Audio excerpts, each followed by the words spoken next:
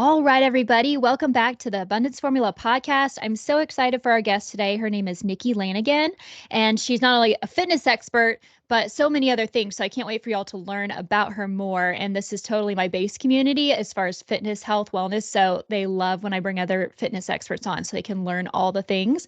So Oh, welcome and good. thanks for coming. Thank you. Thanks for having me. Yeah. So the first question I ask everyone, because it's just such a start, is like, Mhm. just tell us about yourself, kind of the Wikipedia of you, your backstory, and how you've arrived at where you are today and what you're doing today. Oh, there's so Yeah. much. Okay. So I'm Nikki, like you said. I grew up in sports. Like I was a dancer, I was a gymnast, I played basketball, I was a cheerleader, I ran track. So I've always been into fitness, and my parents had a exercise room in our basement growing up, and I always saw them working out.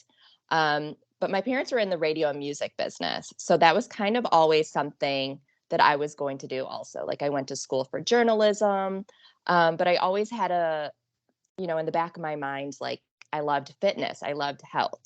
In high school, I was also diagnosed with anxiety and OCD, and this is way back in the 90s, like when it wasn't talked about, but my mom was kind of more holistic.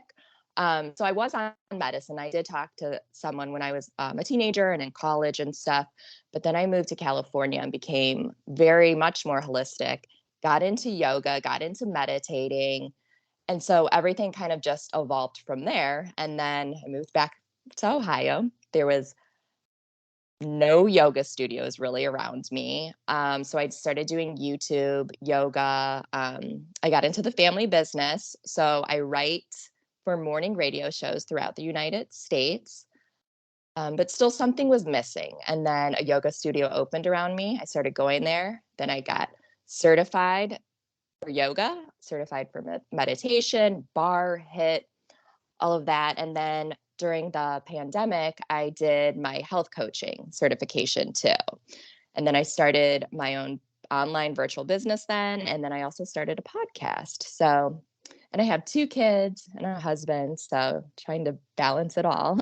Yeah. Oh, that just gives us so much to talk about. Yeah, that was one of my first questions was kind of how, or my second question rather, is kind of how like you had got into wanting to really serve like burned out professionals, like helping them hmm prioritize their health and stuff. Um, so it's interesting to note that in the past, like you said, you had this OCD and the anxiety, but tell us even more as to kind of why you're specifically kind of niched in that area. Yeah, so I first got into yoga Right. because I wanted the yoga body. I wanted the aesthetic, the handstand, the headstand. But I kept coming back because of the mind. It helped me with my emotions, it helped me with my anxiety, my self-esteem even. And then uh burnout because I think during the pandemic when people were working still and trying to homeschool our kids and trying to do it all, it just got intertwined. And I know myself and a lot of my friends and a lot of my kids, friends, moms, it's the same thing. We lost our eating healthy. We lost our self-care went to the side because we were Mhm. doing all the things. So that's why I really niche down on helping other burned out moms. And I still go, back and forth. I get in the zone and doing all the things. My kids are in so many activities. At night, I'm taking them here and there. And myself is the first to go to the side. And I have to remember they need me to be in a good headspace. So I'm not, irritated and lashing out at them over the littlest thing. So that's just something we always have to remember. And meditating only takes 5 to 10 minutes. I mean, you could do 15 to 20. And working out, that's something also, it could take 20, 30, 40 minutes. You don't have to work out for 2 hours a day. So Mhm. it's just Yeah. little snippets to help ourselves. What would you say are the most valuable things that you learned as far as like helping, say, overall, helping burned out moms in that sense? Um, that they have to do something. There's different things. There's, meditating, journaling, breath work, working out. Sometimes people think they have to wake up an hour early and have that morning routine where they're doing all the things, and that's what stresses them out. You don't Mm, have to do all of the things. You can pick one or two and go from there. You could wake up 15 minutes earlier, have, your coffee, and then do a 10-minute meditation. Maybe wake up 20 minutes earlier and work out and start from there. Yeah, that's a good point. People think they kind of need to check all of those Yeah. self-care things off all in a row to get them Mhm. done, and that's like the key, as opposed to like you're saying, just doing even picking one a day. Or do you recommend they get them all in? I mean, not necessarily as far as working out, because everybody can do that however many times a week, but like as far as meditation and that kind of thing, is that important to do daily, wherever it lands, even if it's not all in a row? What do you think about that? I do think meditation should be done daily if you can, even a few times a week. But for myself, meditating daily works for me. I go back and forth with journaling. Like journaling, I go through phases, Right. but Yeah. Yeah, earlier you mentioned, which caught my attention because I just Mhm. did an event called the Abundance Formula event a little over a week ago. And so one of the things I'd ask, people is like, what more, as far as personal development goes, would you feel like you need help with? And a lot of people said self-confidence. So I know Mhm. you mentioned that earlier, as far as like meditating and yoga and that kind of stuff really helped with your self-confidence. How did it help with your self-confidence? Um, that's a good question. I just think because once you start practicing yoga and meditating, your mind calms and you're not picking out every little flaw in yourself. And I also think having kids and age has helped my confidence as well. I know myself, I have 2 girls. So, I am extremely careful with never saying anything negative about myself, and that's changed, as a Yeah. teenager and in my early 20s, I picked apart my everything, but I don't want them to do that. So, I'm very conscious about how I talk about myself. Mm-hmm. Positive affirmations help too. Mm-hmm. That's cool. One thing I heard, it wasn't related to self-confidence, but it was kind of just in this self-talk realm, is somebody had recommended to have a picture of, say, your 6-year-old self or your 7-year-old self, your young little Yeah, self, and keep it on your desk or these multiple places that your mind wants to wander off into that negative self-talk. And you look at the picture when you're starting to do that and think, would you say that to her? And it's like, of I course like you wouldn't, that. Of Yeah, course you wouldn't say that mhm. to your child, or like you said, or around your child. And so it's important for us to remember, like, that's you still, right? Like, it Right. doesn't matter that you're however much older and have however different responsibilities. That's still you, and she's still in there. And I thought that was a really cool thing that I want in these different places where I might sit down and start thinking or having self-doubt or whatever it may be. That's each person's thing. And look Mhm. back at that younger you and be like, I would not tell this girl she cannot do this. I would tell her to swing the bat, or whatever it may be Yeah. in your life. So I thought that was kind of a cool concept that it made me think of when you said that. I know you said you studied yoga psychology training. What is that? I think it's Yeah. so cool how fitness ties Mhm. into that kind of stuff. So tell us about that.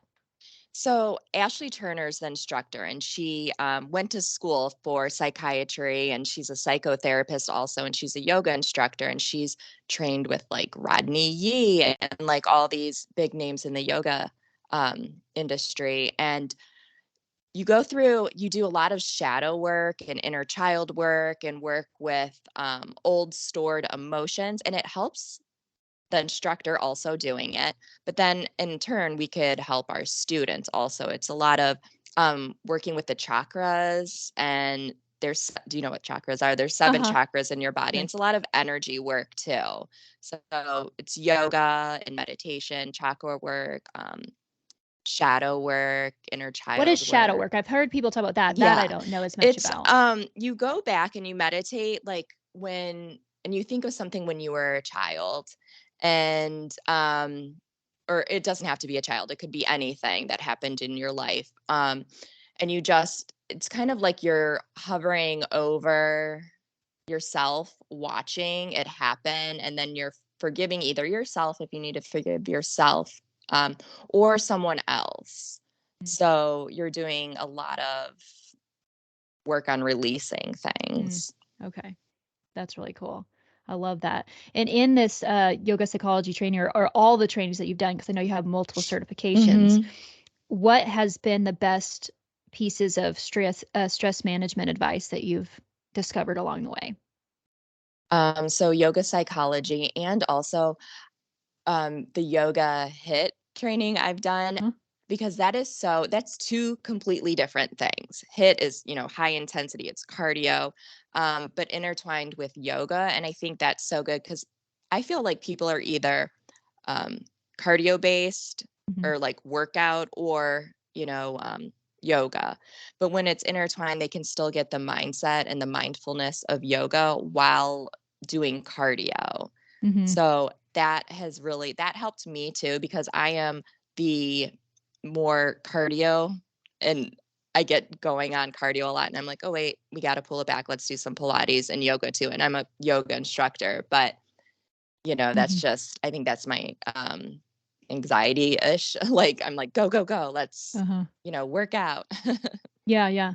So kind of the best tip with the stress management is trying to make sure to include the different facets of health, not Right. just focus on only weight training. Try to make sure you're doing something that incorporates the mindset work, Hmm. or the mobility, like you said, the breath work as well, and heart as well, kind of thinking body, heart, mind, all those three things, Yes. and you'll get some Hmm. more results with. Okay, that's really good. Somebody also asked me after the event, as far as with health and wellness goes, they were just curious some more details about how I felt, but I want to know how you feel about what the connection really is between physical health and your mental health. Which do you think also governs the other? Yeah. So physical health, and this is how I would explain it to my kids. Our physical health is our heart and our lungs and immune system, cardiovascular health. And then mental health is your emotions, your stress, your mindset. So all forms of exercise and fitness help with both, I Mhm. think. And that's really how I explain it to my kids also, because I preach, don't work out because you ate too much yesterday. Don't work out because you want to be a double zero. Work out for your heart, your cardiovascular system, your moods, your emotions. Like with Thanksgiving and the holidays coming up, people are going to eat Thanksgiving and the next day they're going to be like, oh, I have to burn off that Thanksgiving. You want to exercise um, to appreciate what your body can do, Mhm. and then exercise, gives you endorphins, and endorphins help Mhm. your brain and your mood and your mind. Mhm. Yeah, that's really cool. Yeah, everything always comes back to, like, I always preach to my clients, it's especially the first step. Say their ultimate goal in their mind at the start is always, "Oh, I wanna be leaner," or whatever. Right. But then Hmm. you're like, "Okay, well, goal number 1 is, like, let's feel better on a cellular level." And that's gonna be the first thing you'll feel as well. And so when they start realizing that, then they get the success faster too, because they realize, "Oh, wow, I really just feel better," which is really the ultimate goal, is to feel stronger, to be able to do more, like you're saying, and Hmm. think better. "Oh, yeah, the brain fog is gone now." And those really become the Yeah. greater reward. And when you then get more motivation because you've experienced these truly, like, amazing energetic results, now the other results can come a lot easier, because really Hmm. the base was that cellular feeling, like you're saying, which is really cool. A lot of people are curious about, like, self-care routines. With your clients, do you ever help them with, like, individualized self-care routines? And if so, how do you kind of help them figure out what their self-care routine could look like or should look like? Yeah. Um, well, I pull from like different elements. So one client, she was really into cooking and baking. So that was kind of her self-care on the weekends, do some baking and cooking. And she really liked that. And then she did get into meditating too. So I kind of try to pull from um, things that mean a lot to them. Like self-care can be, if you are going out with your friends, going to get coffee or something, and it's lighting you up, that can be a form of self care. For me, because I have anxiety, I don't like to sit on the couch and watch TV. When I am sick, sometimes and I don't rest enough as I should. So that would be self care for me, is sitting on the couch watching a Netflix show, because it's hard for me to do that. So it's just something that you you don't want to like be lazy, quote unquote, but it brings you joy. It fills Right. you up. Mm-hmm. So that's a form of self-care. Or like, I mean, it doesn't have to be getting your nails done. Like people hear that and they think it's manicures, pedicures, facials, massages. Yeah. It's just something that fills you up and re-energizes you. Yeah, that's a good point because I think people think it has to be, yeah, physical something Mm-hmm. like self-care is, oh, I took time to get a bath, or I took, yes, a time for my own workout, or like you said, get my nails done. But really, it's just whatever fills you up. But that's cool. The example you gave of like, oh, she loved to take time to bake or to cook or Yeah. whatever.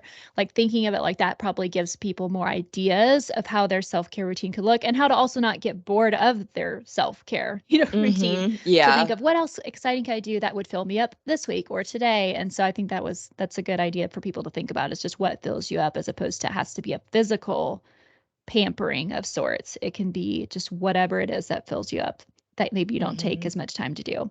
How do you, for yourself, especially as a busy mom, and then also help other people stay consistent with whatever health or wellness goal is established? Well, I have a morning routine and it works for me. I get up early just for my radio job. So I get up and I do warm water with lemon. And that is something I've been doing before I had kids. My oldest is 15. So I've been doing this for a long time. And then I meditate, then I start work. Once the kids, I work from home also, my other job. Um, After I drop the kids off from school, sometimes I have to meditate again. So I allow myself to meditate again before I get back on the computer. And in the evening, if my kids get, it's stressful and I'm making dinner and doing homework, if I need to take, 10, my kids are older, they're 15 and 11. So they can function on their own. I Mm-hmm. know like some kids are younger and you can't. I can step away and go in my bathroom and do another meditation or breathing technique Mm-hmm. to like, you know, bring myself back and finish dinner. Mm-hmm. So, Yeah. So how do you how can people stay consistent with something like, so that's the routine that has worked for you yeah. in the beginning of developing that for yourself? How did you kind of keep consistent with it, not forget about it or get thrown off by the busyness, but really stick to what you wanted to do? So I tell my clients it's like a meeting and you schedule a meeting for yourself and you wouldn't cancel on your boss or you wouldn't cancel on your employees. So that's kind of how you have to your Hmm. mindset has to be. Like I said before, wake up maybe 15 minutes earlier to do something, 20 minutes, and it's a meeting and you don't want to cancel on the Hmm. meeting, or if the evening works better for you, do it in the evening. With like say working out, you put your workout clothes out the night before. You could do the same with a meditation, put it in your phone on the calendar and then a reminder and it pops up. Hmm. Just Yeah, that's yeah. a good point. Yes, treat it like it's got to be penciled in and not Mhm. deleted. And as far as kind of setting new goals or routines like that people are wanting to do, whether it's self-care, their health, wellness, do you have any tips for people as far as how to goal set? Do you recommend people start with just, one or two things, stick to that for a couple weeks, then add another one or two things? How do you kind of help goal setting techniques? I do stick to one or two things a week and then build from there because it gets too overwhelming if they try to do everything at once. And I also recommend start where you are, start now. You don't have to wait for January 1st. You don't have to Hmm. wait for Monday. You don't have to wait for a milestone birthday, start today. Hmm. Yeah, because all those are really few and far between ultimately. So it's like, well, then Yeah. you really have barely any shots to get going. So that's a Mhm. good point. Have you always had a healthy relationship with your body, and health and wellness, mentally and physically, or has there ever been a journey there? No. Hmm. When I was a teenager, Hmm. when I was a teenager and in my early 20s, I probably overworked out and overexercised.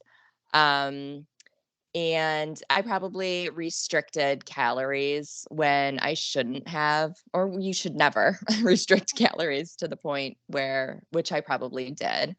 Um, and it was more like also like a control thing. Like I was never heavy or overweight. I was always thin.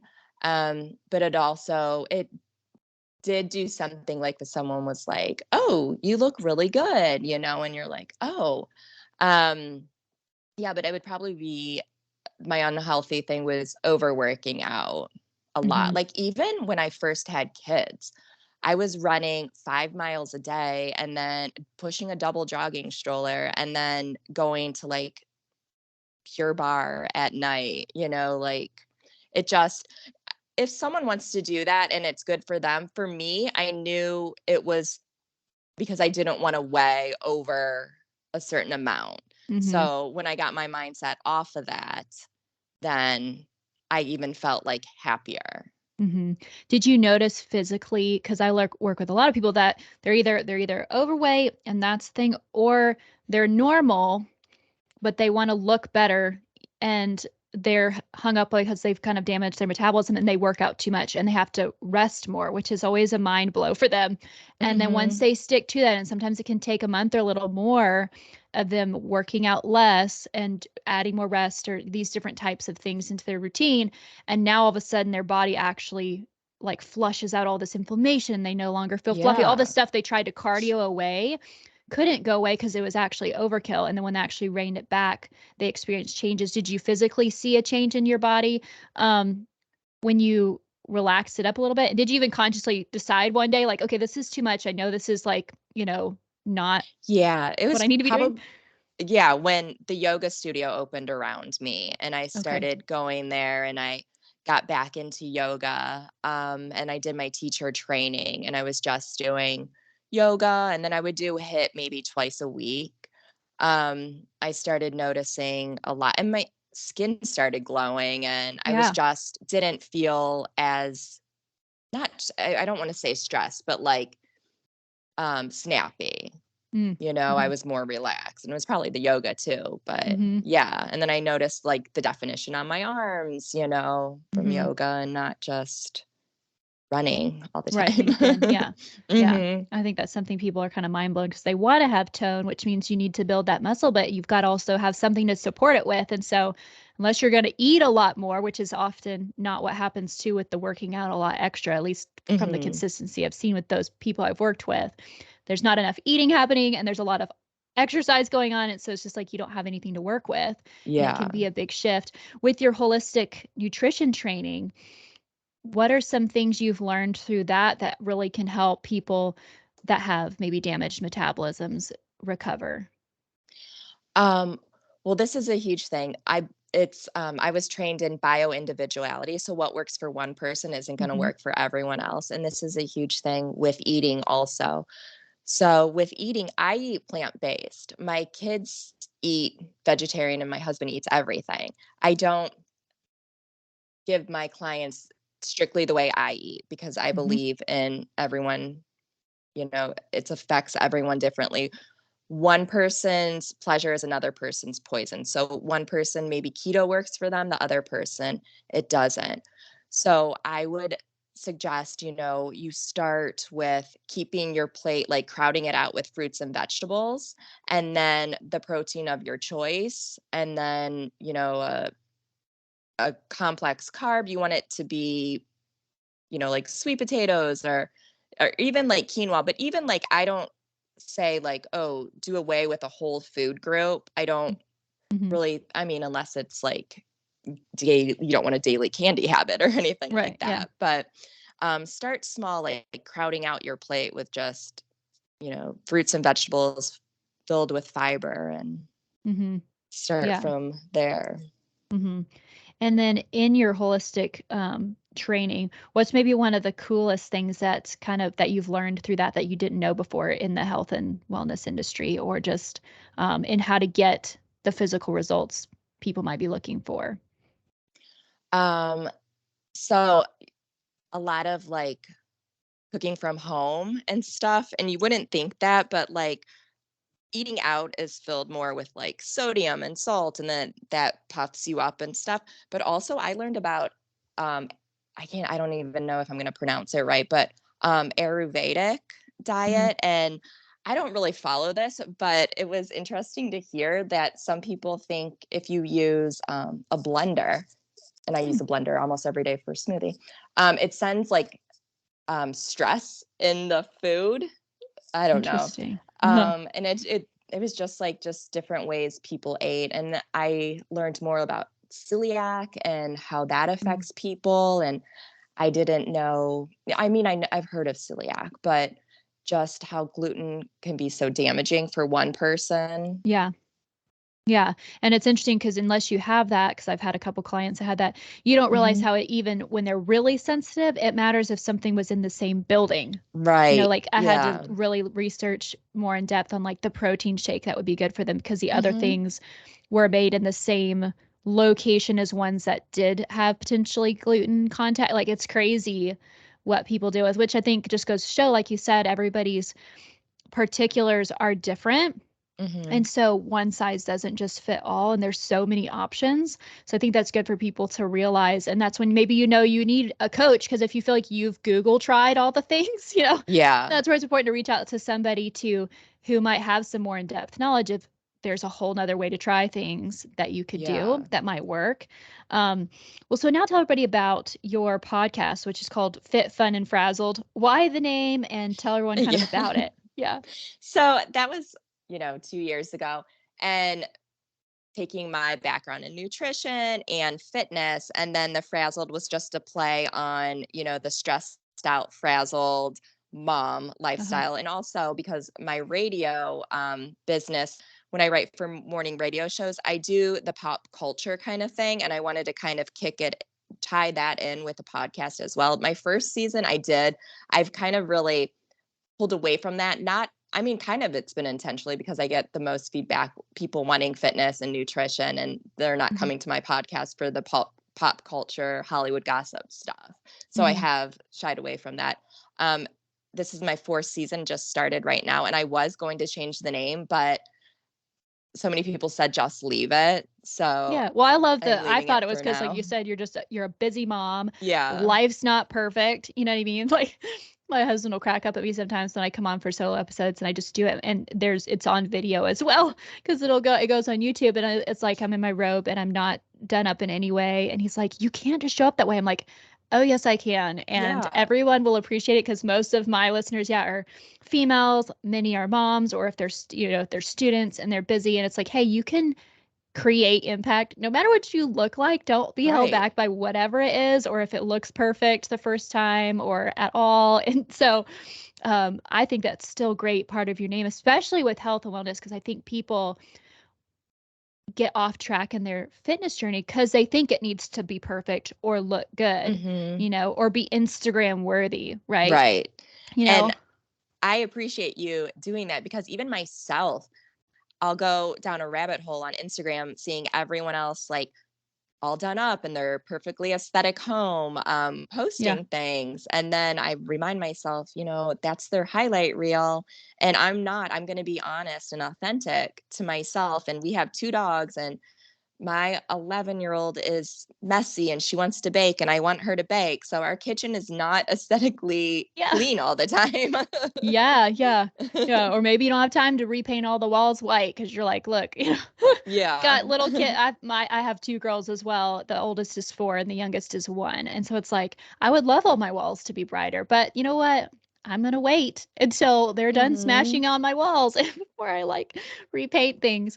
But especially with health and wellness, again, I love it as part of your name because like after having my second child, this second time, even with posting, like I've been less active of posting the fitness journey on social media, even though I wanted to do more. I've started to like do more, but it's like, the reality is, that's what I just tell people. I'm like, the reality is to get the results that say I've gotten, Hmm. I've have limited times. You know what? I'm not videoing it for Instagram. And I think that's important for people to remember, like in their health and fitness journeys. It's like sometimes, again, it's just do it frazzled, do it messy, make it Yeah. happen.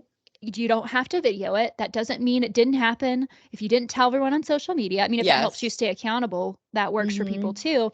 But sometimes you just got to get it done. Or if it's for your business, you know what? It can look great and it can be helpful, obviously, to be very present and consistent on social media. But sometimes you make more money just doing it than like putting it on social media. And so I learned that this last year is like I became a little less or a lot less active but more productive and getting, more Right. results. And so it's kind of like important for people to know that there can be benefits to both, but at the end of the day, just getting it done, whether it's pretty or not, um, whether the house is messy or not, is like really what gets you the results. So I definitely think the name works and all of that's perfect. And if anything, you can just start telling people more. You're hilarious, like mom getting it done stuff, or, I always Yeah. call 'em mom fails, but successes at the same time kind of journeys.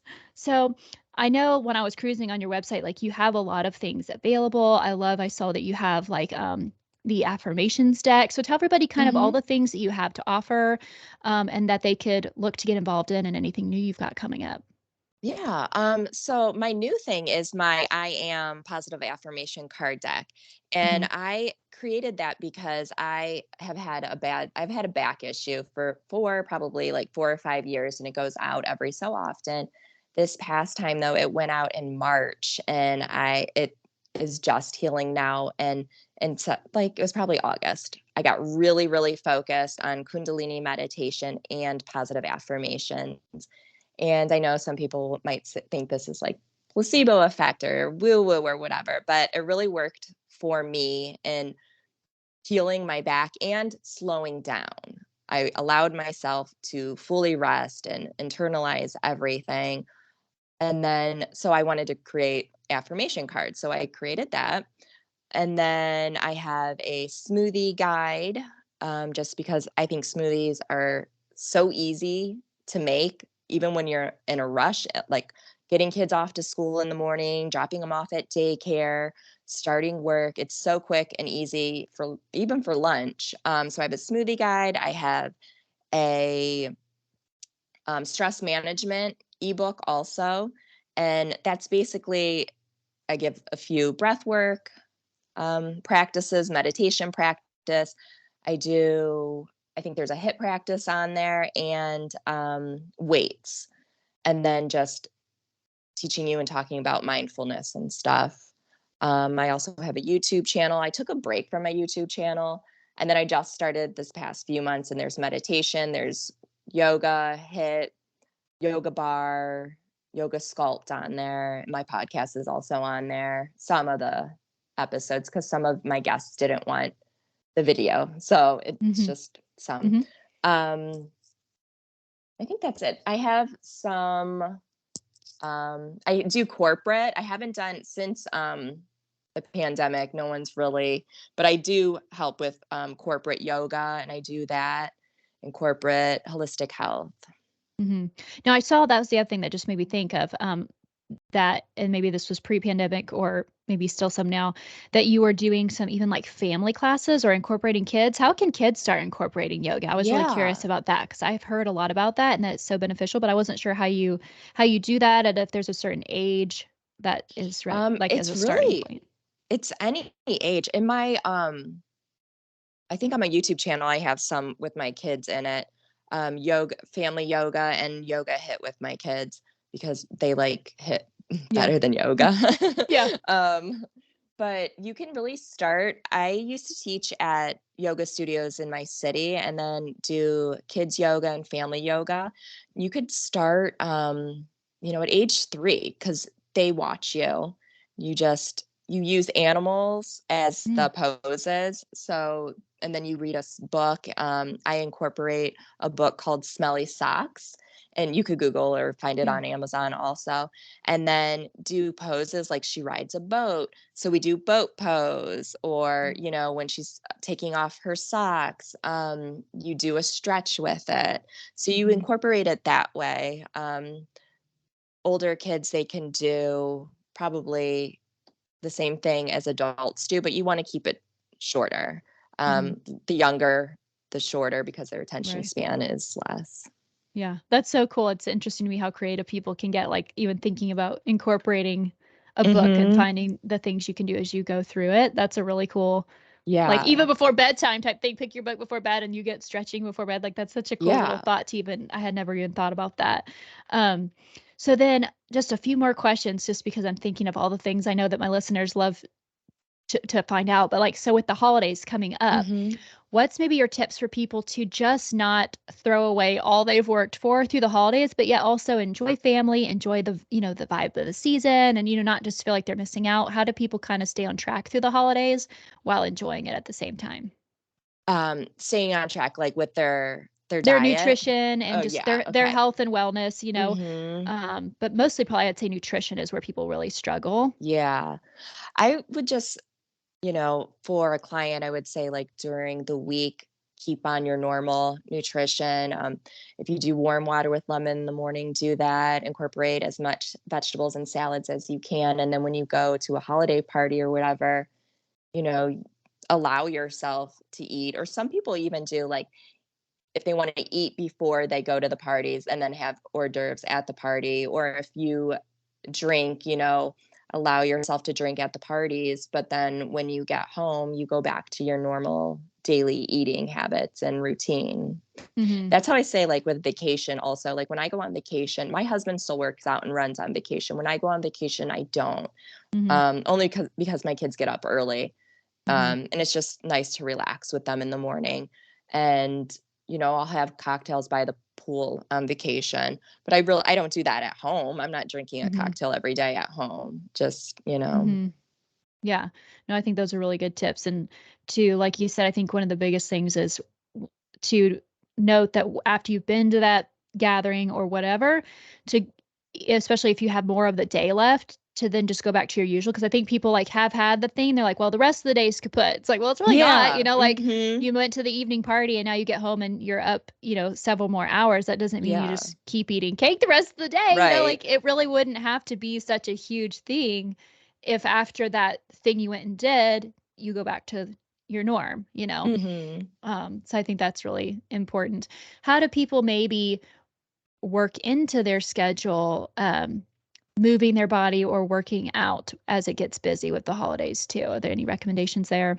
That's a good one, because I even know myself, like, my kids' calendar and their choir Mhm. concerts are already filling up. It's just the same, you have to schedule in the meeting Yeah. Yeah. and make time for yourself. Even going on a walk, getting outside and walking 30 minutes. If you have dogs, go walk them before you go holiday shopping or Christmas shopping. Mhm. Yeah, that's a good point for sure. And then where can everybody find you and follow you and be, into and the podcast, where what platforms is it located on? So Fit Fun and Frazzled is on Spotify, Anchor, Apple, or iTunes. Um, I have two Instagram pages. I have Fit Fun and Frazzled podcast, and then I have Nikki Lanigan yoga and wellness. And my YouTube channel is Nikki Lanigan Yoga and Wellness. Okay. Awesome. And then the last question I like to close with everyone is, what does living an abundant life mean to you? And if someone were to ask you how they can start to build an abundant life for themselves, what would you tell them? So, living an abundant life to me means making sure I'm filling up my own cup first, putting on my oxygen mask first, so I can then help everyone else. Because when I'm filled with gratitude, when I'm filled with peace, I'm able to give other people gratitude and peace. And it's like that saying, if you're stressed, where your attention goes, energy flows. So when you're in a good spot and when you're filled up with love and gratitude, your attention's going to go to love and gratitude. And then that's going more love and gratitude and abundance is going to come back to you. And what was the second part of the question? And then how could they start to build an abundant life for themselves? What could they go do now to start moving that direction? Um, I would say positive affirmations and meditation because that helps rewire your brain for Hmm. thinking abundantly. Hmm. Love that. Awesome. Well, thank you so